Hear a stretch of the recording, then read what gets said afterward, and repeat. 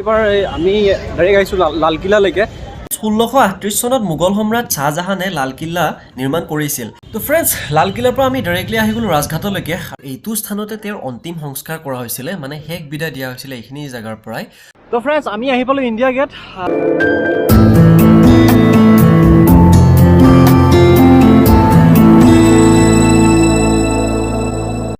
তো hello' friends, good morning from Delhi. তো friends, আমি গা পা ধুই পিনে ৰেডি হ'লোঁ, মানে আজি এতিয়া যিটো ইয়াতে আছোঁ, তো ইয়াৰ পৰা মানে দিল্লীত যিখিনি পাৰি চাবৰ কাৰণে মানে আপোনালোক দেখুৱাব, যিখিনি পাৰি চেষ্টা কৰিম। তো ইয়াৰ পৰা ওলাওঁ, গাড়ী লগাইছে তলত, তো ডাইৰেক্ট যাওঁ আৰু মানে ৰুমলৈকে নাহোঁ। মানে ইয়াৰ পৰা ডাইৰেক্টলি আমি ফাৰ্ষ্ট টাইম চাগে ষ্টেচন যাম টিকটখিনি কৰিবৰ কাৰণে।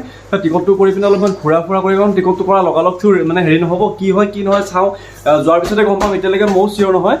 তো তালৈকে গৈ লওঁ আগতে, গৈ পিনে তাৰপিছত কি কৰিব পাৰি চাই লওঁ, তাৰপিছত আৰু ক'ত কি যাব পাৰি, ক'ত কি দেখাব পাৰি চেষ্টা কৰি আছোঁ। তো ব'লক, আৰু বেছি দেৰি নকৰোঁ, গাড়ী ৰখাইছে, বাৰে বাৰে ফোন কৰি আছে। তো মানে গোটেইকেইটা গা পা ধুই পিনে ৰেডি হৈ গ'লোঁ। তো ব'লক গৈ থাকোঁ। তো ফ্ৰেণ্ডছ, আমাৰ যিটো ট্ৰেইন ৰাতি আছে, ৰাতি 11টা বজাত আছে, তো সেইটো কাৰণে অলপমান এনেই ঘূৰিবৰ কাৰণে ওলাই আহিছোঁ। আৰু এইবাৰ আমি ডাইৰেক্ট আহিছোঁ লালকিল্লালৈকে। তো চাওকচোন, ঢেৰ মানুহ আছে। তো ফ্ৰেণ্ডছ, 1638 চনত মোগল সম্ৰাট শ্বাহজাহানে লালকিল্লা নিৰ্মাণ কৰিছিল। এই কিল্লাটো বনাবৰ কাৰণে তেওঁ নিজৰ ৰাজধানী আগ্ৰাৰ পৰা দিল্লীলৈ স্থানান্তৰিত কৰিছিল। ইয়াত থাকি তেওঁ ধুনীয়া কিল্লাটো যমুনা নদীৰ কাষত বনাইছিল। আৰু এই চাওকচোন পৰিৱেশটো, ইমান এটা ধুনীয়া পৰিৱেশ এটা চাওক নাই ইয়াৰে। আৰু 1857 চনলৈকে এই দুৰ্গটো মোগল সাম্ৰাজ্যৰ ৰাজধানী আছিল। ইয়াৰ পিছত ব্ৰিটিছ ভাৰতীয় চৰকাৰে মোগল সম্ৰাট দ্বিতীয় বাহাদুৰ শ্বাহক পৰাভূত কৰি ভাৰতৰ ৰাজধানী কলিকতালৈ স্থানান্তৰিত কৰে। 1947 চনলৈকে ব্ৰিটিছসকলে এই দুৰ্গটোক এটা সামৰিক ছাউনি হিচাপে ব্যৱহাৰ কৰিছিল। বৰ্তমান এইটো এটা বহুত জনপ্ৰিয় পৰ্যটন কেন্দ্ৰ আৰু ভাৰতীয় প্ৰজাতন্ত্ৰৰ সাৰ্বভৌমত্বৰ এটা শক্তিশালী প্ৰতীক। প্ৰতি বছৰে ভাৰতীয় স্বাধীনতা দিৱস উপলক্ষে ভাৰতৰ প্ৰধানমন্ত্ৰীয়ে লালকিল্লাৰ লাহৰী গেট সংলগ্ন এটা স্থানত জাতীয় পতাকা উত্তোলন কৰে। 2007 চনত এই কিল্লাটো ইউনেস্কো বিশ্ব ঐতিহ্যবাহী স্থান হিচাপে নিৰ্বাচিত হয়। তো চাওক না, ইমান ধুনীয়া, মানে বহুত মানুহ আহে ইয়াতে, আপোনালোকে চাওক এবাৰ। আৰু নিশ্চয় আপোনালোকে বহুতে আহিছে, আৰু যিসকল অহা নাই এবাৰ আহি যাব ইয়াত। তো ফ্ৰেণ্ডছ, লালকিল্লাৰ পৰা আমি ডাইৰেক্টলি আহি গ'লোঁ ৰাজঘাটলৈকে। আৰু ৰাজঘাটৰ বিষয়ে আপোনালোক বেলেগকৈ ক'ব কোনো প্ৰয়োজন নাই, আপোনালোক সকলোৱে জানেই ৰাজঘাটৰ বিষয়ে। আৰু ৰাজঘাট হ'ল জাতিৰ পিতা মহাত্মা গান্ধীৰ সমাধিস্থল। 1948 চনত তেওঁক হত্যা কৰাৰ পাছত তেওঁক এইটো স্থানতে সমাধি দিয়া হৈছিলে। আৰু এই গোটেই এৰিয়াটোকে এতিয়া ৰাজঘাট হিচাপে জনা যায়। আৰু আজিকালি বৰ্তমান সময়ত মানে দিল্লীত মানে বাকীখিনি যিবিলাক মানে পৰ্যটনস্থলী আছে সেইখিনিৰ লগতে মানে এতিয়া ৰাজঘাটটো এটা অন্যতম পৰ্যটনস্থলী হিচাপে মানে হৈ উঠিছে এতিয়া। কাৰণ ইয়াতে বৰ্তমান সময়ত মানে বহুত মানুহ আহে, হাজাৰ হাজাৰ মানুহ আহে ইয়াতে মানে দৰ্শন কৰিবৰ কাৰণে, চাবৰ কাৰণে। আৰু এই পৰিৱেশটো বহুত এটা ধুনীয়া মানে পৰিৱেশ। আৰু আমি এতিয়া ভিতৰলৈকে যাওঁ ব'লকচোন। আৰু এইটো স্থানতে তেওঁৰ অন্তিম সংস্কাৰ কৰা হৈছিলে, মানে শেষ বিদায় দিয়া হৈছিলে এইখিনি জেগাৰ পৰাই। আৰু সেয়া চাওক, আৰু গোটেই মানে বহুত মানুহ আছে ইয়াত, আৰু বহুত ফৰেইনাৰো আহে। আৰু এইফালে আপোনাৰ পিছফালে দেখিব, এইটো মানে জুই একুৰা জ্বলিছে, মানে চাকি একুচি জ্বলি থাকে, এইটো এনি টাইম জ্বলি থাকে। লগতে আৰু ফুলৰ মালাখিনি দেখিবলৈ পাব আপোনালোকে, যেতিয়া হ'লেও দেখিবই পাব ইয়াতে। আৰু যিহেতু আমাক আজি তেওঁৰ কাৰণে আমি স্বাধীনভাৱে ঘূৰিব পাৰিছোঁ, গতিকে তেওঁক আমি ইয়াতে এবাৰ এইটো সুযোগতে এবাৰ তেওঁক এবাৰ শ্ৰদ্ধাৰে সুঁৱৰিছোঁ আমি। আৰু চাওক, বহুত মানুহ আছে, আৰু এয়াই চাওক আপোনালোকে এবাৰ গোটেই পৰিৱেশটো।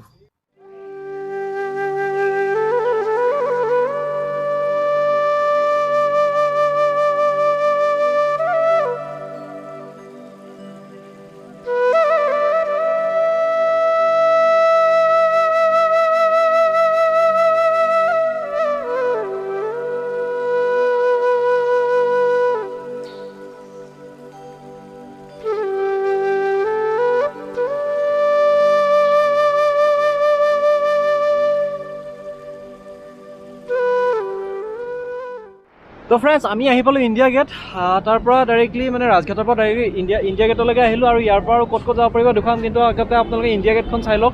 আমি প্ৰাঞ্জল আৰু মই এক লগত আছোঁ, আৰু বাকী কেইজন আছে ইফাল সিফাল ঘূৰি পিনে। তো পূৰা মানে প্ৰাঞ্জল পৰা ফটো উঠাত ব্যস্ত। তো মই বোলো আগে আপোনালোক দেখুৱালে, তাৰপিছত অলপ টাইম আমি চাই পিনে ইয়াৰ পৰা আকৌ ওলাব লাগিব, বেছি দেৰি নকৰোঁ ইয়াতে। তো চাওকচোন, গোটেই মানুহ চাওক ইয়াত। তো ফ্ৰেণ্ডছ, ইণ্ডিয়া গেটৰ পৰা ওলালোঁ, এতিয়া আহিলোঁ গাড়ীৰ ওচৰলৈকে। তো ইয়াৰ পৰা আৰু নেক্সট ক'ৰবাত গৈ পিনে কিবা অলপ খাই লওঁ, ভোক লাগি আছে। তো ব'লক ডাইৰেক্টলি তাৰ পৰা হোটেলৰ সোমাই পিনে তাৰপিছত আৰু ক'ত যাওঁ আপোনালোক দেখুৱাই আছোঁ। তো ব'লক গৈ থাকোঁ। তো ফ্ৰেণ্ডছ, আহিলোঁ তাৰ পৰা ইণ্ডিয়া গেটৰ পৰা আহি পিনে ডাইৰেক্টলি ৰেষ্টুৰেণ্ট সোমাইছোঁ খানা খাবৰ কাৰণে। এইফালে আছে বাবু, আৰু এইফালে অংকুৰ, আৰু এই হ'ল খানা, আৰু এইফালে বহিছে চবিন দাদা, আৰু এইফালে প্ৰাঞ্জল। তো জল্দি খানা খাওঁ, খাই পিনে ইয়াৰ পৰা আকৌ আমি চাওঁ ক'ত যাওঁ, ইয়াৰ পৰা সোনকালে খাই পিনে যাওঁ আৰু আনিয়ে আছে তো সোনকালে খাওঁ। ফ্ৰেণ্ডছ, হোটেলখনৰ নাম আৰমান হয় আৰু এটা আৰমান জাম্বো থালি বুলি এটা আছে। তো সেইটো আমি অৰ্ডাৰ কৰিছিলোঁ, চাওক আপোনাৰ আহিয়ে আছে মানে কিমান খাম। এইফালে আপোনাৰ ইফালে থাকিল পনীৰ থাকিলে, এইফালে মাটন থাকিলে, এইফালে চিকেন থাকিলে, এইফালে আপোনাৰ ফিছ ফ্ৰাই থাকিল, তাৰপিছত এইফালে পোলাও থাকিলে আৰু এইফালে মিঠাই, ৰাইতা, তাৰপিছত আপোনাৰ চালাড থাকিল আৰু এইফালে ৰুটি চুটি এনেকৈ বহুত ধেৰ কিবা কিবি, পাপৰ আছিলে, পাপৰটো খাই দিলোঁ, মুঠতে ধেৰ কিবা কিবি আনি আছে মুঠতে। তো ভাবিছোঁ কেনেকৈ খাম ইমান। তো মানে ভালে আছে, ৰেট হিচাপত 30 টকাকৈ মাত্ৰ প্লেট, তো ঠিকে আছে মানে। তো খাই লওঁ, খাই পিনে আকৌ লগ পাম।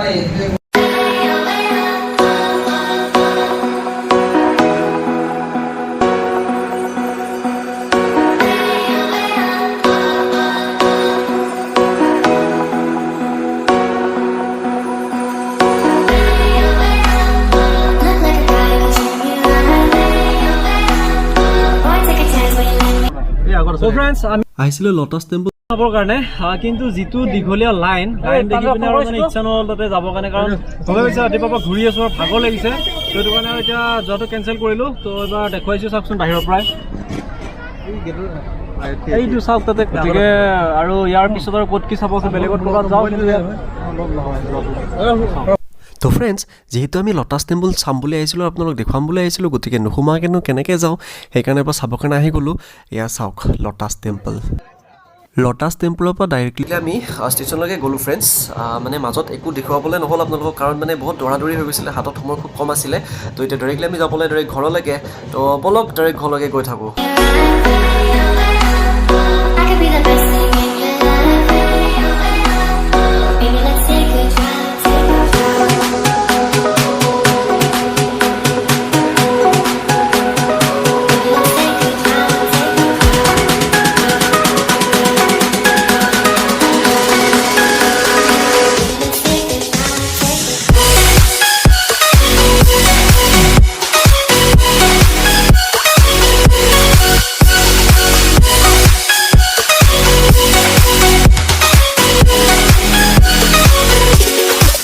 আহি পালোঁ ৰঙিয়া ষ্টেচন, আৰু কালি কি হ'ল আপোনালোকক ক'লোৱেই গোটেইখিনি কথা। আৰু এনেকৈ বহুত কষ্টৰ মাজত আহি ৰঙিয়া ষ্টেচন পালোঁহি, আৰু ঘৰ পাব বহুত বেছি দূৰ নাই। তো গাড়ী লাগি আছে তাতে বাহিৰত, যিখন গাড়ী লৈ আহিছিলোঁ সেইখন গাড়ী আছে। তো ব'লক ডাইৰেক্ট গাড়ীলৈকে যাওঁ। তো ৰঙিয়া ষ্টেচনৰ পৰা ডাইৰেক্টলি আমি ঘৰলৈকে আহি আছিলোঁ। মাজত বাহিৰত আছিল, ৰখি পিনি চাহ খালোঁ। কিন্তু আপুনি চাওকচোন, এইখিনি মানে আপোনাৰ বেজেৰা পাৰ হৈ আহি পিনি এনেকুৱা ভয়ানক এক্সিডেণ্ট এটা দেখিছোঁ ন। একদম মানে দেখিয়েই মানে কিবা লাগি গৈছে আৰু চাওকচোন কেনেকুৱা অৱস্থা হৈছে। তো ফ্ৰেণ্ডছ, হাইৱেৰ পৰা আহিলোঁ আৰু চাওকচোন বেগৰ অৱস্থা। আৰু মানে কি, যাওঁতে বেগকেইটা সৰু হৈছিল আৰু এতিয়া ডাঙৰ হৈ গ'ল বেগকেইটা, মানে বস্তু পূৰা ভৰাই লৈ আহিছোঁ। আৰু যাওঁতেতো ধুনীয়াকৈ গৈছিলোঁ আমি, এতিয়া তাৰমানে কি হ'ল, একদম হেঁচা ঠেলাকৈ যাব লগা হৈছে। এইফালে বাবু চাওক কেনেকুৱা বহিছে, এইফালে আছে অংকুৰ, পূৰা চুলি তুলি ঠিক কৰি লৈছে, আৰু আগত আছে দাদা এইফালে, আৰু পিছফালে আমাৰ প্ৰাঞ্জল থাকিল, এইফালে ছবিন থাকিল, আৰু এইফালে মই থাকিলোঁ।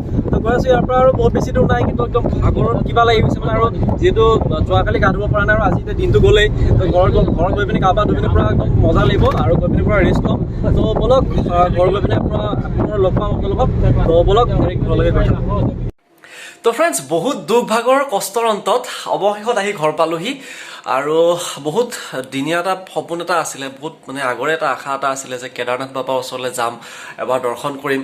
তো বাবাই মোৰ মানে সেইটো মিনতি শুনিলে আৰু তেওঁৰ ওচৰত মানে মাতিলে, যাৰ কাৰণে যাব পাৰিলোঁ। তেওঁৰ আশীৰ্বাদ আছিল কাৰণে যাব পাৰিলোঁ, আৰু বহুতেই ভাল লাগিল গৈ পিনে। এইবাৰৰ কাৰণে আমাৰ মানে যাত্ৰাটো শেষ হ'ল বুলি ক'ব পাৰি, কাৰণ এতিয়াতো আৰু 2 দিন পিছততো মন্দিৰ বন্ধ হৈ যাব। আৰু এতিয়া বৰ্তমান গৈ আহিলোঁ, আৰু তাৰ নেক্সট আৰু পুনৰ কেতিয়াবা যাব চেষ্টা কৰিম, কাৰণ বহুত বেছি ভাল লাগিছে গৈ পিনে। আৰু এটা সপোন আছিলে যে আগৰ পৰা, তো কি ক'ম আৰু ভাষাৰে বুজাব নোৱাৰি সেইটো। আৰু বাকী যোৱাকালি আহোঁতে ট্ৰেইনত মানে অলপমান কষ্ট অলপমান হ'ল, সেইখিনি আৰু আপোনালোক কিনো ক'ম, আৰু সেইখিনি থাকিবই বাৰু। আৰু ডাইৰেক্টলি ইমান সহজতে যদি বাবাক যদি চাব পাৰিলোঁ হয়, দৰ্শন কৰিব পাৰিলোঁ হয়, তেতিয়াহ'লে ইমান এটা মজাটো নাপালোঁ হয়। অলপমান মানে ষ্ট্ৰাগল কৰি, মানে অলপ কষ্ট কৰি মেলি তাৰপিছত যে দৰ্শন কৰিব পাৰিছোঁ, সেইটো কাৰণে বেছি ভাল লাগিছে দৰ্শন কৰি পিনে। বাৰু যিয়ে নহওক, আহিলোঁ ঘৰ এতিয়া। আহি পাই এতিয়া ফ্ৰেছ হওঁ, কাৰণ ভাগৰ লাগিছে যথেষ্টখিনি। আৰু গমে পাইছে এইকেইদিন কণ্টিনিউ এনেকৈ অত গৈ আছোঁ আৰু গংগোত্ৰী যমুনোত্ৰী ৰৈ গ'ল, একো নাই বাৰু। আৰু যিয়ে নহওক এতিয়া বৰ্তমানৰ বিশেষ ভিডিঅ'টো দীঘলীয়া নকৰোঁ, আৰু আমাৰ গোটেই ট্ৰিপটোৰ ভিতৰত কিখিনি খৰচা হ'ল কি হ'ল গোটেইখিনি লৈ পিনে এটা ভিডিঅ' এটা এইকেইদিনতে কম দিনত বনাই পিনে আপোনালোকৰ আগত দিম। আৰু ইমান দিনে আপোনালোক যিসকলে মোক ইমান ছাপোৰ্ট কৰিলে, আপোনালোকক মৰম দিলে, সেইসকলক অশেষ ধন্যবাদ। আৰু এই যাত্ৰাটোত মানে যিটো আপোনালোক ভিডিঅ' চাই আছে, এইটো যাত্ৰাত আমাৰ নতুন হয়, আৰম্ভ কৰিছোঁ এইটো যাত্ৰাত এইটো আমাৰ আৰম্ভণি। আৰু পিছলৈকে যদি আপোনালোকে যদি সহায় সহযোগ কৰি যায়, ছাপোৰ্ট কৰি যায়, তেতিয়াহ'লে নিশ্চয় আৰু ভাল ভাল জেগা যাব পাৰিম বা আপোনালোকে দেখুৱাব মানে চেষ্টা কৰিম। গতিকে আজিৰ ভিডিঅ'টো ইমানতে সামৰিলোঁ। যদি ভিডিঅ'টো চাই ভাল পালে তেন্তে লাইক কমেণ্ট শ্বেয়াৰ কৰিব, আৰু যদি চেনেলটো যদি নতুনকৈ আহিছে তেন্তে চেনেলটো ছাবস্ক্ৰাইব কৰিবলৈ নাপাহৰিব। তো বাই বাই, গুড নাইট।